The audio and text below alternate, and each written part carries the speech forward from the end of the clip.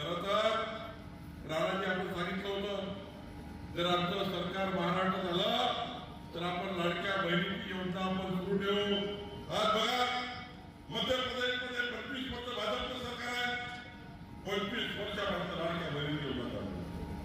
छत्तीसगडमध्ये भाजपचं सरकार आहे, लाडक्या बहिणीची योजना चालू आहे. पण ज्या ज्या ठिकाणी काँग्रेसचे सरकार आले त्या ठिकाणी योजना बंद झाली. कर्नाटकमध्ये योजना बंद, ओरिसामध्ये योजना बंद, ज्या ज्या ठिकाणी काँग्रेस आहे त्या ठिकाणी योजना बंद केली.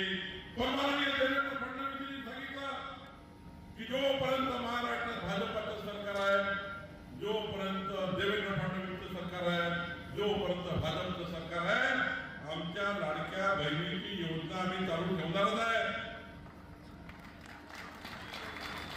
पण या योजनेला अधिक मजबूत करायचं आहे. या ठिकाणी व्यासपीठावर बसलेल्या आमच्या महिला नेत्या समोर बसलेल्या महिलांना माझी विनंती आहे, काल माननीय पंतप्रधान मोदीजींनी लखपती दीदी करता 1 कोटी लखपती दीदी 5 लाख रुपयाचं सरकारच्या बँकेचं लोन, एकही पैसा व्याज नाही, एकही पैशाची जमानत नाही.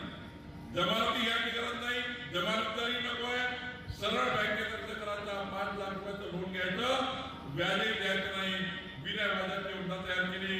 मी आपल्या सर्व निवडून येणाऱ्या प्रतिनिधीला विनंती करणार आहे, या ठिकाणी बसलेल्या सर्व प्रतिनिधींनी या वर्षी कमीत कमी 5-5 हजार लखपती महिला बहिणी, 5-5 हजार लखपती दिदी, प्रत्येक उमेदवारांनी 5 हजार लखपती दिदी योजना तयार करायची आहे आणि आमच्या महिलांना बहिणींना मजबूत करायचं आहे.